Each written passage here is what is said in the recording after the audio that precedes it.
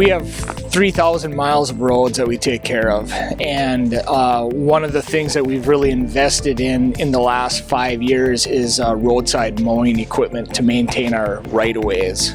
We need to actually have almost like logging equipment so we can cut bigger trees so we are able to mow. 2 summers ago we rented this PC 290 with the quad-coat cutter on it from RMS. Basically we liked it so much we wanted to purchase it. Yeah, the cab seems to be fine. It's comfortable, lots of room in there. It's plenty warm. It's a pretty quick machine. It'll grind up almost any tree. It doesn't have a problem with it.